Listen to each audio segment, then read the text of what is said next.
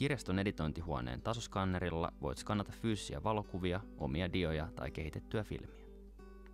Käynnistä skanneri laitteen vasemmassa reunassa olevasta virtapainikkeesta. Odota, että vihreä valo syttyy. Avaa editointihuoneen tietokone.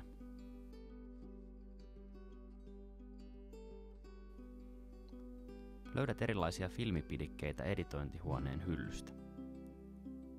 Pidikkeitä tarvitaan etenkin silloin, kun halutaan skannata dioja tai filmiä.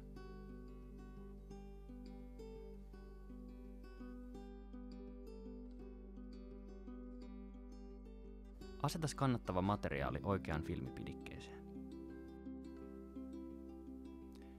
Asettele diat tai filmi huolellisesti pidikkeeseen.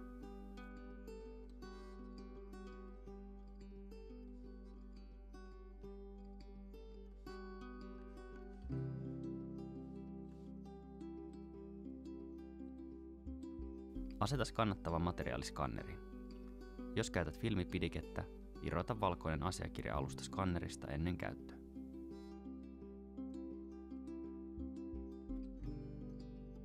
Kohdista filminpidikkeen ja skannerin valkoiset kohdistusnuolet vastakkain. Tällöin pidike loksahtaa oikein paikalleen.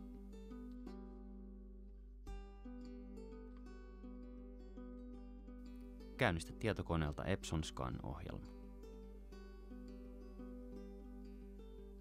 Ohjelman oikeasta yläkulmasta valitaan tila.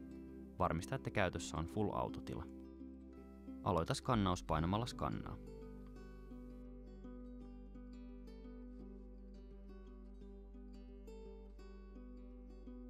Odota rauhassa skannauksen valmistumista. Kun skannaus on valmis, ohjelma sulkeutuu. Skannatut kuvat tulevat automaattisesti esille Kuvat-kansioon, josta voit tallentaa ne itsellesi. Jos haluat jatkaa skannausta, toista prosessi. Lopetettuasi skannauksen, jätä editointihuone siistiin kuntoon. Palauta käyttämäsi tarvikkeet, kuten filmipidike, oikeille paikoille.